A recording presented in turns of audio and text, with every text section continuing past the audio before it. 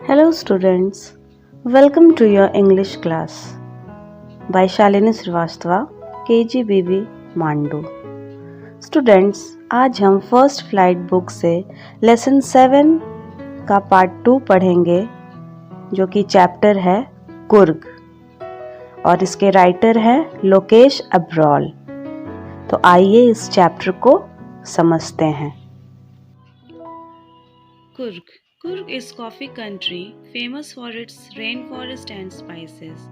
तो कुर्ग एक ऐसी जगह है जो एक कॉफ़ी कंट्री है जहाँ कॉफ़ी उगाई जाती है और वो अपने रेन फॉरेस्ट और अपने मसालों के लिए बहुत फेमस है। रेन फॉरेस्ट मतलब वो एक हैवी रेनफॉल वाली जगह है। Midway between Mysore and the coastal town of Mangalore sits a piece of heaven that must have drifted from the kingdom of God। तो मैसूर और कोस्टल टाउन मैंगलोर के बीच में ये जगह कुर्ग पड़ता है, जो कि इतना ज़्यादा खूबसूरत है जैसे मानो कि भगवान के स्वर्ग से ये हवा के साथ बहता हुआ यहाँ पे आ गया हो। ये बहुत ही ज़्यादा खूबसूरत जगह है। This land of rolling hills is inhabited by a proud race of martial men, beautiful women and wild creatures। तो यहाँ पे ये जो जगह है ये रोलिंग हिल्स से बनी हुई है और यहाँ के जो लोग रहते हैं, इनहेबिटेंट्स मतलब यहाँ के जो निवासी हैं, वो martial man, beautiful women and wild creature, वो युद्ध से ताल्लुक रखने वाले होते हैं, जिन्हें युद्ध क्षेत्र से ज़्यादा लगाव है। और यहाँ की औरतें बहुत खूबसूरत होती हैं और यहाँ पर जंगली जानवर भी पाए जाते हैं। कुर्ग और कोडागू, कुर्ग को कोडागू के नाम से भी जाना जाता है, जो कि एक छोटा सा डिस्ट्रिक्ट है कर्नाटका में, and is home to evergreen rain forest, spices and coffee plantation. और यहाँ पे ये सारी चीज़ों का प्लांटेशन होता है। ये एक एवरग्रीन फॉरेस्ट है, जैसा कि मैंने पहले बताया था कि ये हेवी रेनफॉल वाली जगह है और यहाँ पे कॉफ़ी प्लांटेशन होता है और मसाले भी यहाँ पे उगाए जाते हैं। Evergreen rain forest cover 30% of this district, और यहाँ 30% ऑफ डिस्ट्रिक्ट जो है वो एवरग्रीन फॉरेस्ट से, रेन फॉरेस्ट से कवर किया हुआ है। During the monsoons it pours enough to keep many visitors away. The season of joy commences from September and continues till March. तो मॉनसून के समय बारिश के वक्त इतनी ज़्यादा बारिश होती है कि जो भी टूरिस्ट हैं, जो भी यहाँ घूमने आते हैं, वो इस मॉनसून के समय में कुर्ग नहीं आ पाते। जो सही समय है यहाँ पे घूमने का वो सितंबर से मार्च तक के बीच का होता है। The weather is perfect with some showers thrown in for good measure. The air breathes of invigorating coffee। तो यहाँ का जो वेदर होता है वो बहुत ही ज़्यादा सुंदर होता है। जो हवाएं चलती हैं वो ठंडी ठंडी हवाएं चलती है, जो कि एक फ्रेशनेस का फीलिंग देता है। ऐसा फील होता है कि वो इनविगोरेटिंग का मतलब यहाँ पर होता है टू फील फ्रेश और हेल्दी, किसी व्यक्ति को स्वस्थ और ऊर्जस्वी बनाना। तो यहाँ की जो हवाएं होती हैं वो इतनी ज़्यादा शुद्ध हैं कि यहाँ पे लोग हेल्दी रहते हैं। Coffee states and colonial bungalows stand स्टक्ड under tree canopies in prime corners. और कॉफ़ी स्टेट्स जहाँ कॉफ़ी उगाई जाती हैं, वो सारी लैंड और जो भी पुराने समय के बंगलोज हैं वो बहुत, क्योंकि ये एवरग्रीन रेन फॉरेस्ट है तो वहाँ पेड़ों के बीच और प्राइम लोकेशन पे एकदम जहाँ पे खूबसूरत नज़ारा हो, वहाँ पे ये सारे बंगलोज जो हैं वो पेड़ के नीचे रहते हैं। कैनोपीज का मतलब होता है roof like coverings that from shelter. तो पेड़ जो है वो एक तरह का शेल्टर प्रदान करता है उन सारे बंगलोज को।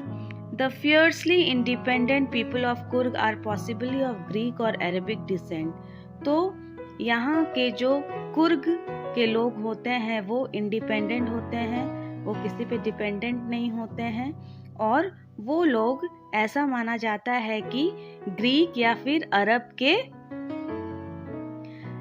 डिसेंट्स हैं। वहाँ के ये लोग ओरिजिन से, वंश से ताल्लुक रखते हैं। तो इसे प्रूव करने के लिए यहाँ पे एक छोटी सी स्टोरी शेयर की गई है। As one story goes, a part of Alexander's army moved south along the coast and settle here when return became impractical. तो अलेक्जेंडर की एक आर्मी की टुकड़ी जो थी वो साउथ की तरफ चली गई थी कोस्टल एरिया में, और जब उन्हें वहाँ से लौटना मुश्किल हुआ तो वो वहीं पर सेटल हो गए। These people married amongst the locals and their culture is apparent in the martial tradition, marriage and religious rites, which are distinct from the Hindu mainstream. और जब वो लोग वहाँ सेटल हो गए तो वो वहीं के लोकल कल्चर से बंध गए, वो वहाँ के कल्चर को अपना लिए और वहीं पर उन्होंने वहीं के औरतों से शादी भी कर ली और वहीं कुर्ग में ही सेटल हो गए। लेकिन यहाँ पे ये मानने की चीज़ है कि जैसे कि वो साउथ में है, वो कर्नाटका का एक छोटा सा डिस्ट्रिक्ट है, लेकिन वहाँ पे जो भी नियम है, जो भी ट्रेडिशन है वो बिल्कुल ही डिफरेंट है और हिंदू ट्रेडिशन से। The theory of Arab origin draws support from the long black coat. The river Kaveri obtains its water from the hills and forest of Kurg. Mahasir, a large freshwater fish, abound in these waters. तो जो river Kaveri है वो इधर से अपना पानी लेते हुए इस कुर्ग एरिया से बहती है, और महासीर जो एक बहुत बड़ी मछली होती है वो बहुत ज़्यादा मात्रा में इस रिवर में पाई जाती है। किंगफिशर जो एक पक्षी है वो भी इन मछलियों को पकड़ने के लिए इसमें छलांग लगाती है। Kingfishers dive for their catch, while squirrels and langurs drop partially eaten fruit for the mischief of enjoying the splash and the ripple effect in the clear water. Kingfisher के बारे में हमने जाना कि वो भी अपनी शिकार को पकड़ने के लिए इसमें छलांग लगाती है, और भी जो जानवर हैं जैसे स्क्विरल और लंगूर, ये भी अपने आधे खाए हुए फल को पानी में फेंकते हैं और उसमें जो भी हरकतें होती हैं पानी में उसका मजा लेने के लिए वो ये सारी शरारतें करते हैं। रिपल का मतलब होता है स्मॉल वेव। जब हम किसी भी चीज को पानी में फेंकते हैं तो छोटी सी तरंग जो उठती है उसे रिपल कहते हैं। स्प्लैश मतलब होता है छलकना, पानी का छलकना। वहाँ का जो पानी है वो बिल्कुल क्लियर रहता है, क्लीन एंड क्लियर, और उसमें जो हाथी है वो भी अपने मालिक द्वारा, जो कि माहौत कहलाता है, जो कि एलिफेंट का केयर टेकर होता है, मालिक द्वारा नहलाने को एंजॉय करता है। The most laid back individuals become converts to the life of high energy adventure with river rafting, canoeing, rappelling, rock climbing and mountain. तो यहाँ राफ्टिंग का मतलब हुआ travelling in a air in a raft, a floating platform made by tying planks together. Canoeing का मतलब हुआ travelling in a river in a canoe, एक पतली सी बोट होती है, उसमें पानी में एडवेंचर उससे किया जाता है। रैपलिंग मतलब होता है going down a cliff by sliding down a rope. तो यहाँ पे जब टूरिस्ट विजिट का समय होता है सितंबर से मार्च तक, तो ये सारी एडवेंचरस चीज़ें करने का लोगों को मौका मिलता है। Numerous walking trails in this region are favourite with trekkers. तो इस रीजन में जो लोग भी घूमने आते हैं वो लंबा चलना भी पसंद करते हैं, क्योंकि वॉकिंग ट्रेल्स, ट्रेल्स का मतलब होता है पाथ क्रिएटेड बाय वॉकिंग। तो लोगों को यहाँ दूर दूर तक चलना भी पसंद होता है। Birds, bees and butterflies are there to give you company. और चलते वक्त नज़ारा देखने का एक अलग ही एक्सपीरियंस होता है वहाँ टूरिस्ट लोगों को, जो भी वहाँ कुर्ग घूमने जाते हैं, क्योंकि जो वादियाँ होती हैं, जो नेचर होता है वो बहुत खूबसूरत होता है और उसमें और चार चांद लगाने के लिए वहाँ पे मौजूद बर्ड्स, बीज और रंग बिरंगी तितलियाँ भी होती हैं। Macaques, Malabar squirrels, langurs and slender lorises keep a watchful eye from the tree canopy. और चूंकि वहाँ बहुत बड़े बड़े पेड़ हैं तो हर पेड़ से हम इन सारे जानवरों को देख सकते हैं और चलते चलते। और जानवर भी जो हैं, जैसे कि मालाबार स्क्विरल्स हुए या मकॉक्स हुए, वो हमारी जो भी गतिविधि है उस पर वो नज़र रखते रहते हैं। वो भी उन सारे पेड़ों पर बैठकर हमारी तरफ नज़र रखे रहते हैं। यहाँ पे राइटर हमें बता रहे हैं कि I do however prefer to step aside for wild animals, कि अगर मैं चलते वक्त अगर वाइल्ड एलिफेंट्स को देखूं या हमारे रास्ते में अगर जंगली हाथी दिखे तो मैं यही प्रेफर करूंगा कि मैं वहां से साइड हट जाऊं, मैं अपना रास्ता बदल लूं। The climb to the Brahmagiri hills brings you into a panoramic view of the entire misty landscape of Kurg. A walk across the rope bridge leads to the 64-acre island of Nisar Gadhama. वहाँ पे Brahmagiri hills जो है वो एक बहुत ही खूबसूरत, वहाँ से नीचे का पूरा व्यू दिखता है। आप वहाँ से कुर्ग की बहुत बड़ी एरिया को ऊपर से देख सकते हैं और ये नज़ारा देखने में बहुत ही ज़्यादा इंटरेस्टिंग और खूबसूरत लगता है। और वहाँ पे निसार गधम एक आइलैंड है, वहाँ के लोकल पीपल उसे आइलैंड कहते हैं। उस आइलैंड को कैसे वहाँ तक पहुँचा जाता है? एक रोप ब्रिज को पार करके। और वो जो आइलैंड है वो 64 एकर्स में बना हुआ है। वहाँ पे हमें क्या देखने को मिलता है? Running into Buddhist monk from India's largest Tibetan settlement और एट नियर बाई बाइलकूप। तो वहाँ पे बुद्धिस्ट मॉन्क्स का सबसे बड़ा सेटलमेंट वहाँ देखने को मिलता है। और अगर जो भी वहाँ घूमने जाते हैं टूरिस्ट और उस जगह को अगर वो घूमते हैं, वहाँ जाकर बुद्धिस्ट मॉन्क से अगर वो मिलते हैं, उन्हें देखते हैं, तो उनके विजिट में एक और एक्सपीरियंस, नया इंटरेस्टिंग एक्सपीरियंस जुड़ जाता है।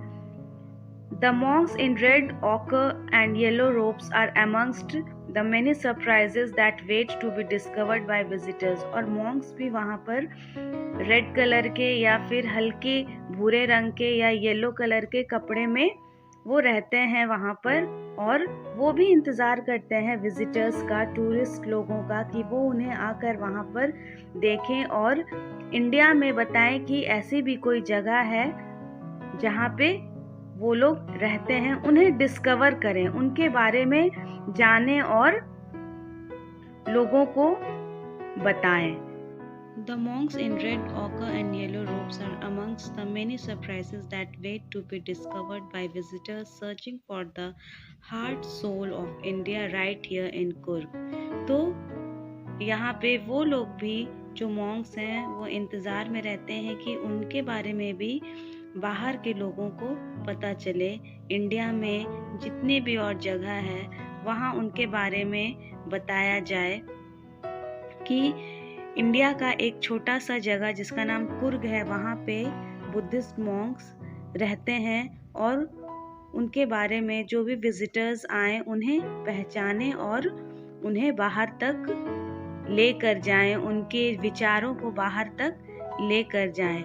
जो भी विजिटर्स यहाँ विजिट करते हैं वो लोग एक बहुत ही खूबसूरत एक्सपीरियंस अपने ट्रिप में जोड़कर लेकर जाते हैं। उनकी यादें बहुत ही ज़्यादा इंटरेस्टिंग हो जाती है। तो हमें इस स्टोरी में बहुत सी जानकारियाँ कुर्ग के बारे में मिली, वहाँ के ट्रेडिशन के बारे में पता चला, वहाँ के लोगों के बारे में पता चला, वहाँ के वंशज के बारे में पता चला कि वो लोग कहाँ से आए हैं और कहाँ आकर settle. The monks in red ochre and yellow robes are amongst the many surprises that wait to be discovered by visitors searching for the heart soul of India right here in Kurg. तो यहाँ पे वो लोग भी जो Monks हैं वो इंतज़ार में रहते हैं कि उनके बारे में भी बाहर के लोगों को पता चले। इंडिया में जितने भी और जगह है वहाँ उनके बारे में बताया जाए कि इंडिया का एक छोटा सा जगह जिसका नाम कुर्ग है, वहाँ पे बुद्धिस्ट मॉन्क्स रहते हैं और उनके बारे में जो भी विजिटर्स आए उन्हें पहचाने और उन्हें बाहर तक लेकर जाएं, उनके विचारों को बाहर तक लेकर जाएं। जो भी विजिटर्स यहाँ विजिट करते हैं वो लोग एक बहुत ही खूबसूरत एक्सपीरियंस अपने ट्रिप में जोड़कर लेकर जाते हैं। उनकी यादें बहुत ही ज़्यादा इंटरेस्टिंग हो जाती है। तो हमें इस स्टोरी में बहुत सी जानकारियाँ कुर्ग के बारे में मिली, वहाँ के ट्रेडिशन के बारे में पता चला, वहाँ के लोगों के बारे में पता चला, वहाँ के वंशज के बारे में पता चला कि वो लोग कहाँ से आए हैं और कहाँ आकर सेटल हो गए हैं। और स्टूडेंट्स, आप लोगों को ये लेसन कैसा लगा ये आप ज़रूर बताइएगा। मैं आशा करती हूँ कि ये इस चैप्टर आपको समझ में आया होगा और जल्द ही मैं एक नए लेसन के साथ आऊँगी। तब तक के लिए थैंक यू।